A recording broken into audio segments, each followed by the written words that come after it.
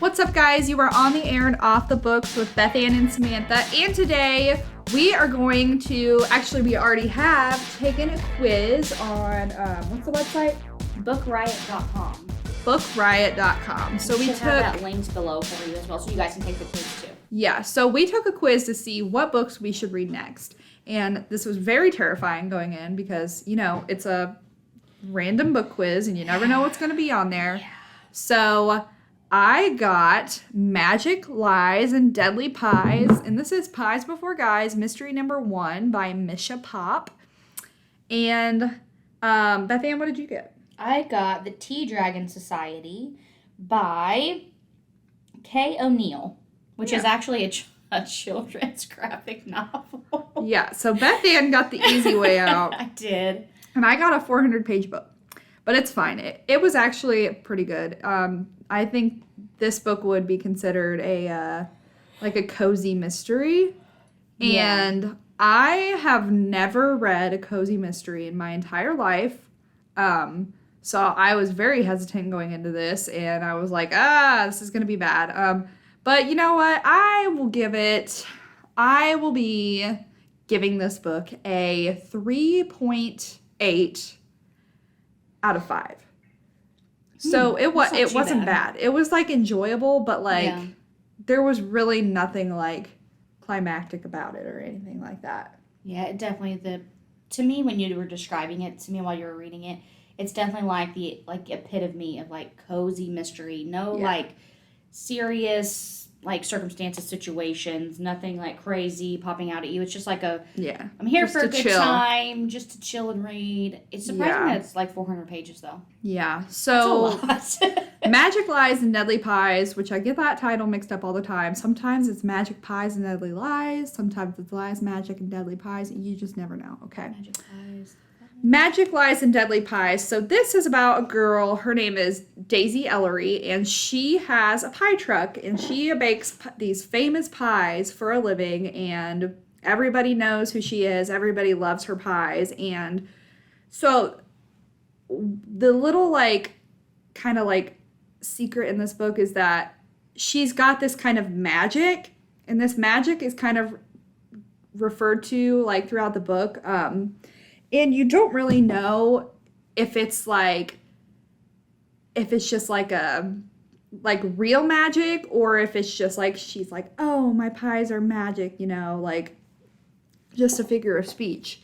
And so she puts magic into these pies because her family comes from a line of witches, and so her side job is Pies Before Guys, and nobody knows that she is the same one that does, the pie truck.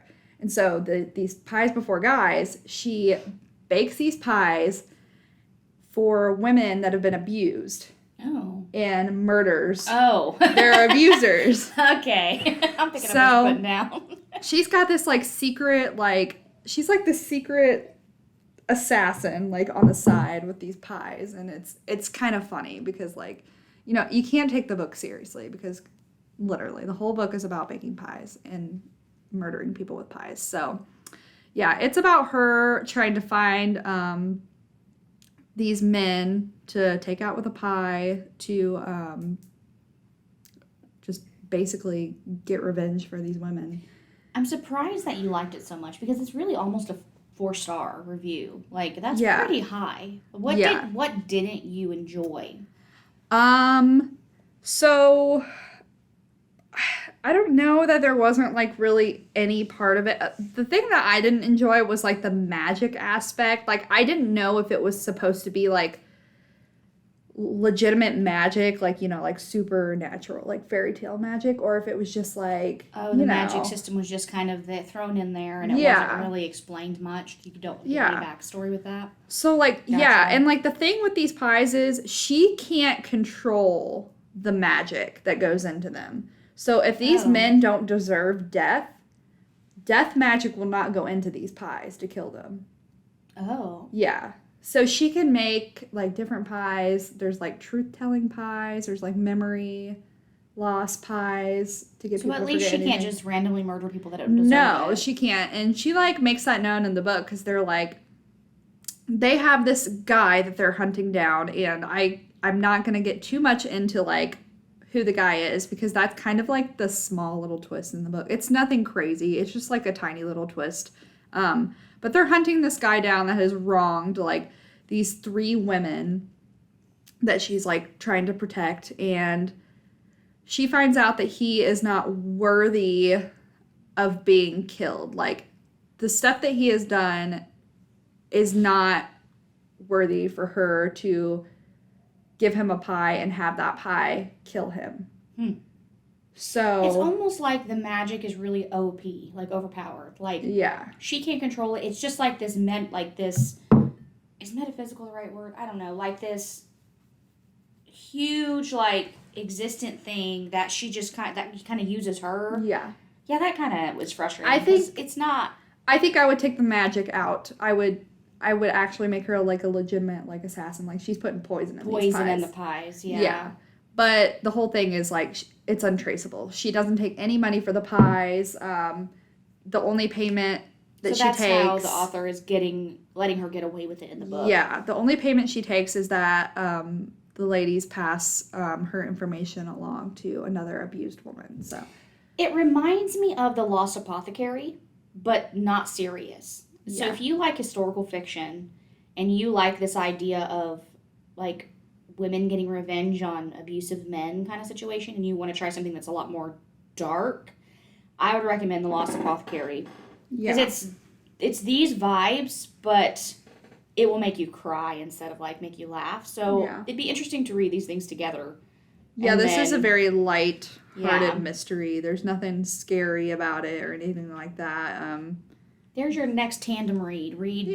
Magic Lies and Deadly Pies by and then Misha The Lost Pop. Apothecary. So so I enjoyed it. I wasn't, like, dreading life reading the book, but I don't think that it would be something I would pick up again. So like this genre. Quiz definitely got it wrong.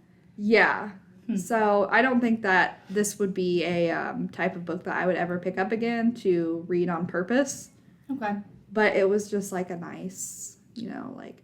cozy, relaxing read. Right. Yeah. Cool. Because, sometimes you try to go out of your comfort zone and then you're like, wow, this was a mistake. But this wasn't quite a mistake. No, this wasn't quite a mistake. It was good. And then, like, also there was a little bit of, like, confusion in the book because she becomes friends with 2 different people. One guy, I think his name's Noel. I think that's how you pronounce it. And then Melly.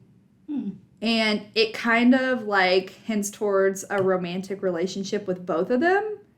Oh. But then, like, nothing gets resolved at all with the other one. So it's very much mystery and not romance at all. Yeah, there's, like, a little splash of romance, but it's very much, like, mystery, like, take down this man type book. Yeah, it's just more of a little justice tiny... for women. Yeah. That would be the summary of the book, with pies. Featuring pies. Yeah. That's interesting. I was wondering what you really, like, thought about it. Yeah, it wasn't bad. I would suggest it to people. Yeah. Read it. Pies, lies, and murder pies, and murder, lies, and deadly pies. It's a hard title, guys. It's hard to remember right off the top of your head. Yeah. If you're one of those people who, like, when somebody asks you, what book are you reading? And you're like, I don't know the title. That's Samantha. Yeah. And the way they describe Daisy, the main girl in this book, it's so funny because, like, when she's in her, like, pie truck, making pies for people as her normal self, she's like, like, she's got on, like, the poofy dress, her hair, like, tight back and, like, a curled ponytail type vibe, looking, like, spick and span clean, like, hello, here's a pie, take a pie, pies for everyone.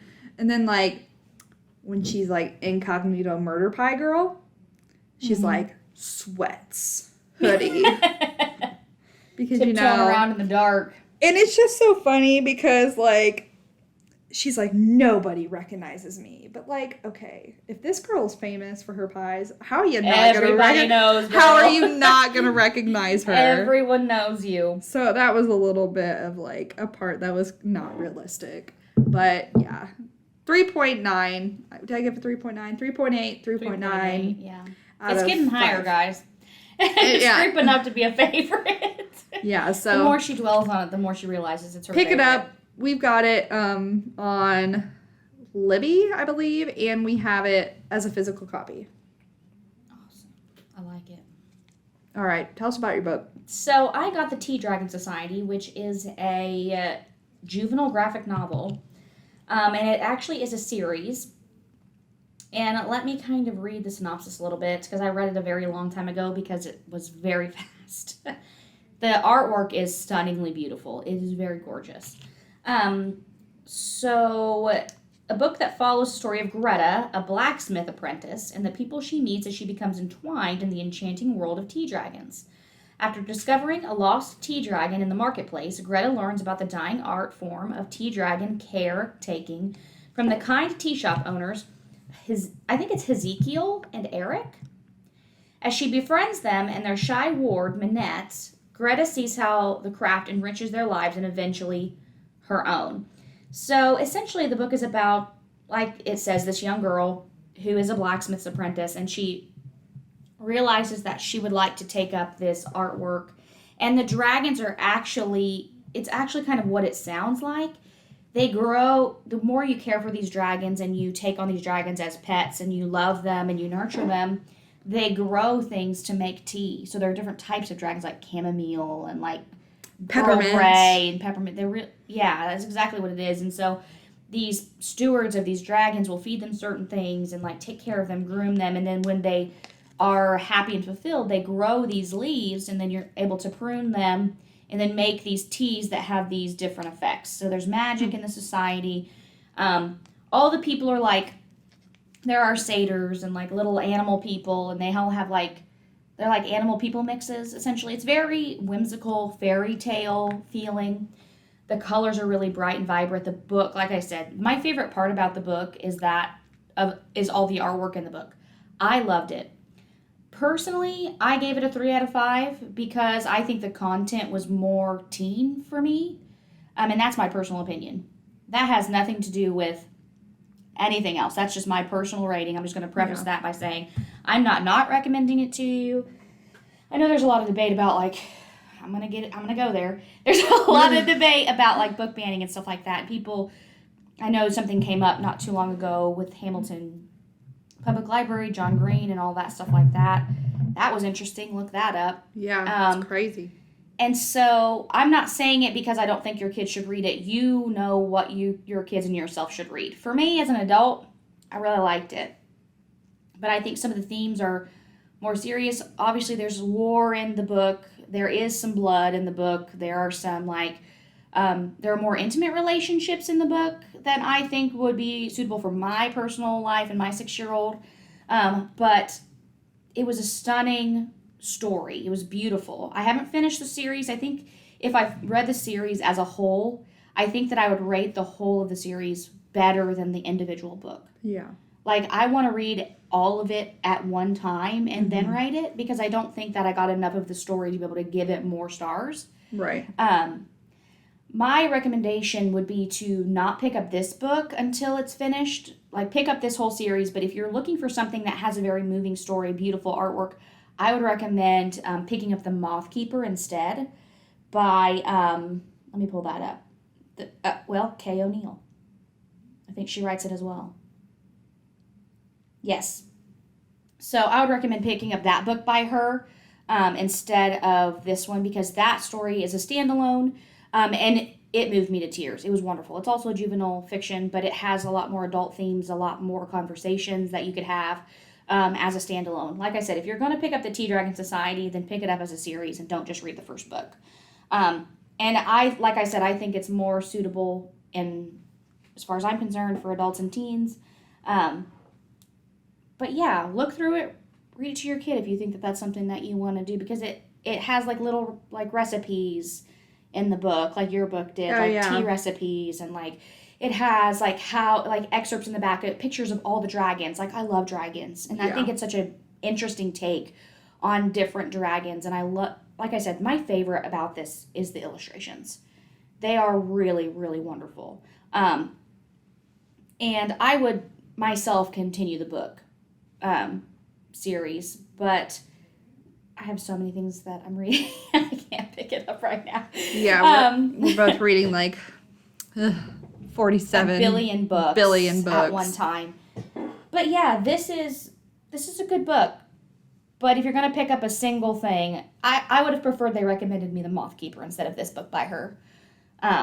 So yeah, I don't think it did a bad job. I just think it didn't do a good enough job. But the thing about those like quizzes is that they have to be so general in their answers, and they only have so many answers. They're not really tailored to you as a person, really. Right. So they're kind of generally. So all in all, I think they honestly did a pretty good job considering that it's a generic answer. Yeah. For everybody. So not too bad, because I do read a lot of children's books, and I do read a lot of graphic novels and stuff like that. So I don't think that it was a bad go. And I'm really curious to see what you guys get, because I think it's worth taking. It's fun. Yeah. Take the quiz. Book Riot. Take the quiz. Book Riot. What book should I read next, I believe? Yes, it's linked down below for you in the description so that you can click on it and you can go. And then also the books that we talk about here, we'll link those to our catalog and stuff like that, because we also have the Tea Dragon Society here. Yeah. We have it everywhere. All over the place. Just come in and grab it. Is there any books right now that you're excited about reading or going to start reading? Yeah, I am working my way through Ascendant. I'm reading Ascendant Way of Kings. I'm probably 60% through both of those, which Ascendant is just, man, it's so good. I know I'm not supposed to be talking about it on the podcast. I'm going to write a review for it online, but Michael Miller really outdid itself. And I know I don't really like comparing it to the Fourth Wing, because it's not romance and stuff like that, and they're written for different things, but it's about, the premise of both of them is about a dragon and it's the bond of its rider. Yeah.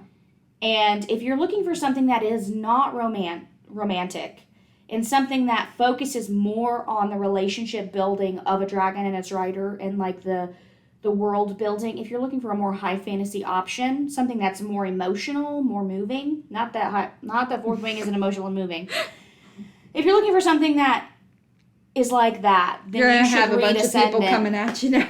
I am. I just think I'm gonna hate Fourth Wing. No, I think you need to read it, and I think that you're gonna be like surprised. This is gonna be another ACOTAR situation where you think I'm gonna love it, I'm gonna hate it. No, I think that you'll really like it. ACOTAR was okay, especially the dragons, because like the dragons in the book, they do like talk. So do the dragons throughout in this the book. Yeah, so the dragons in Ascendant also talk. Yeah, Ascendant is already superior, and I don't even have to read the Fourth Wing. No. It is so good. We have it, but like I said, I'm also reading The Way of Kings, and I'm going to pick up, I believe we're going to be getting it, Yumi and the Nightmare Painter, and that's actually Brandon Sanderson's first foray or whatever you want to call it, into romance. I'm going to pick that up, and then I'm going to pick up Ebony Gate after. I'm also reading The Murderbot Diaries. I'm reading a lot right now. She's reading I'm like 30% through everything. So I'm pretty far into everything. But the newest thing after I really make a dent is going to be Ebony Gate, because it's supposed to be a situation where a female John Wick meets the undead. It's like going to be fantastic. It's going to be so good. So, and that one just released. And I'm very excited to get into that. What are you reading besides every single thing? I picked up Throne of Glass again. I'm on book 4. I think I'm like a fourth of the way through book 4, so I'm gonna try to finish Throne of Glass eventually. You started Throne of Glass when you have 800 arcs. I know. Shame on you. Yeah. I want to love. I think that Throne of Glass is getting better for me at this point, but I want to love it as much as I loved A Court of Thorns and Roses, and it's like it's not there yet. And it's like I'm like sad about it because everybody says they swear that they love Throne of Glass more, and I'm just like, I was about to say, when I for look what? on like well, I don't have TikTok, but Instagram and YouTube had the same kind of like TikTok reels or whatever. Yeah. People say like, you can't tell me that Throne of Glass is better than ACOTAR, and I'm like, people don't like it as much. Yeah. From what I can see. I'd say it's very much more slow than ACOTAR. It's very drawn out. I mean, it is like 8 books. So. You think people either like Throne of Glass or like ACOTAR? They can't like both? I think there's a lot of people that like both. Because there's a lot of people that are really serious about like reading order when it comes to Sarah J. Maas.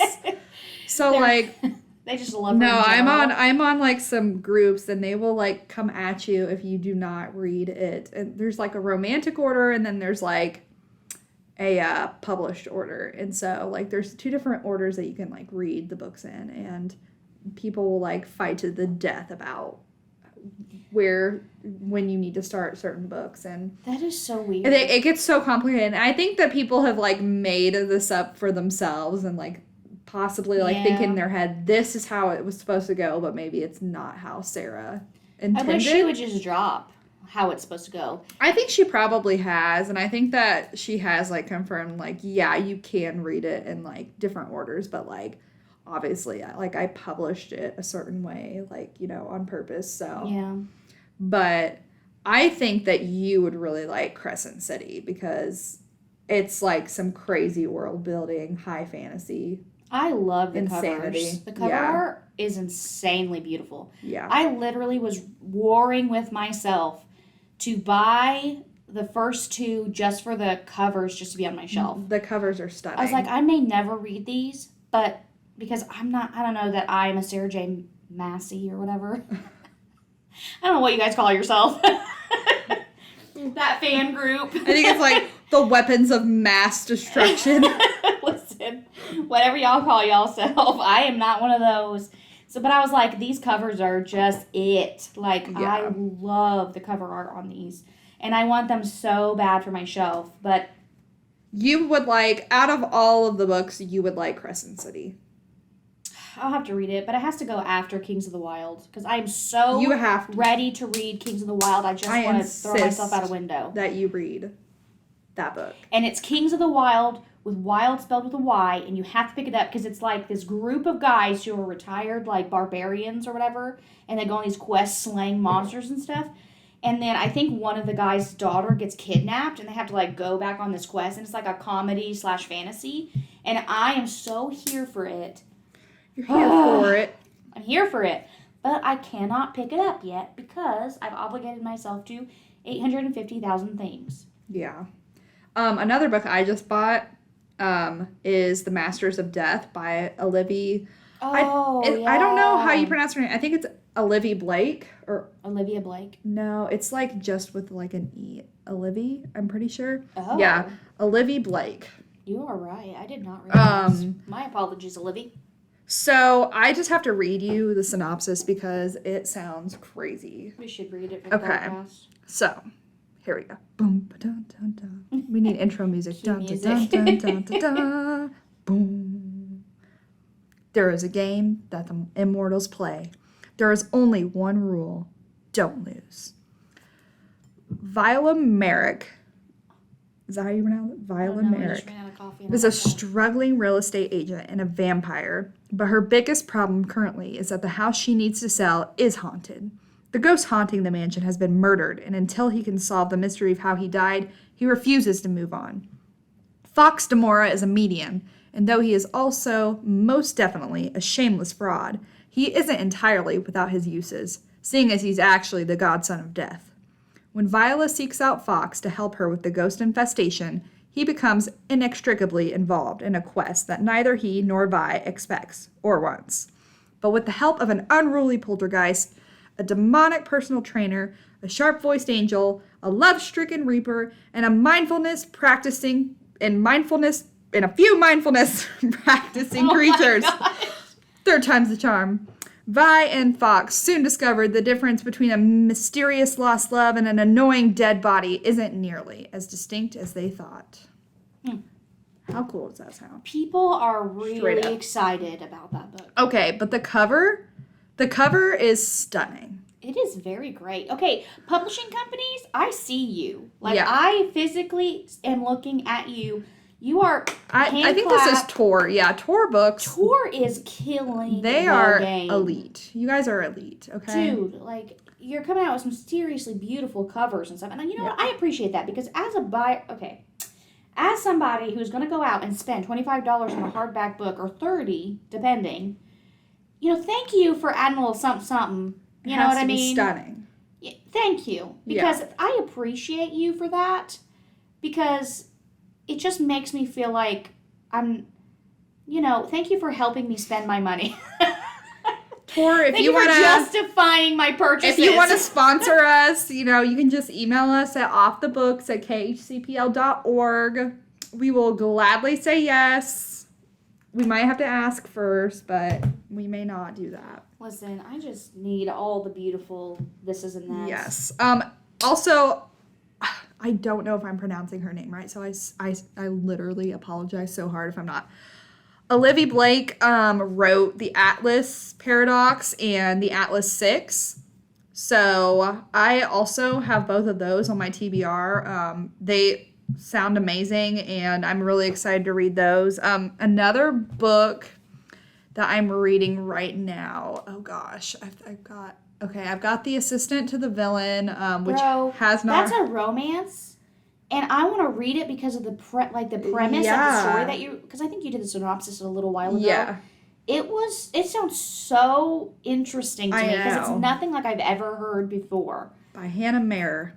Dude, you guys, there's so many. If you guys aren't getting your papers out and writing some stuff down, get your notes app out, write these books down because literally I could fill your TBR from here to next December. Okay? Yeah. Like, there are so many good things that are coming out. Beholder is a good horror that's going to be coming out in October. And I think we've got a couple thrillers that we're going to go through. We are going to try to pick up a thriller that is actually like a case file in a book and try to do that on the podcast. Like, there are so many things. You have to pick them up. If you're not listening, what are you doing? Yeah. Come on. Yeah. What are you doing? You know what? I wish it could be like a thing where we could like do a podcast series like reading to the audience, but I feel like we get copyrighted. Yeah, I've asked because we wanted to do like a little mini series or something for you guys, like a especially like a mystery or thriller, and help like go through a couple chapters and then like talk it out or like something like that. But make our predictions about what's going on. That we are not allowed to do that though. But like, I don't understand why, because we got story times that we stream, so picture books are a little bit different. Why not? And I think we have like a list of things we can use. Okay, listen, we'll find a book, we'll email the publisher and be like, can we do this? And they're gonna be like, no, haha. Yeah, if you pay us $10,000. Okay, so we might not be able to do that. Sorry, guys. We have dreams and visions for this podcast, and people just don't want us to be great. Yeah. Okay, so basically, we're gonna have to write our own book. It's fine. We'll get that done by next year. I'll get that. You get that started. Yeah. So okay. To sum this all up in a big bowl of spaghetti, Book Riot. Go to bookriot.com. Take the quiz. Get all these books that we've been talking about on your TBR list. Whatever you read, your Goodreads, your Who's a What's It's. Yeah, your Libby Who blog. Your Goodreads. journal. Some of you use Kindle Unlimited. Like, I mean, whatever you got, come into the library, get a physical copy. Yes. Or get the audiobook. We don't care what you read, how you read. Just read. Yes. And then next week, next episode is The Whispering Dead by Darcy Coates, and that's going to be releasing for you guys on September 7th.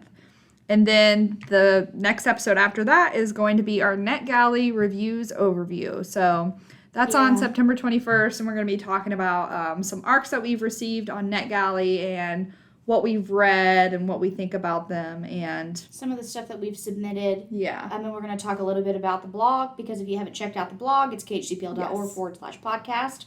And everything on there is what we've read and reviewed that you don't hear about here. And sometimes you might hear about us ranting and raving, but we do a thorough review on there And the NetGalley stuff is stuff that you can look forward to coming up in the next months or so. Yes. So listen in on our podcast episode, share our podcast, like our podcast on SoundCloud, follow us on whichever, platform that you use. And we hope you guys have a great rest of your week. Yeah, let us know. Bye.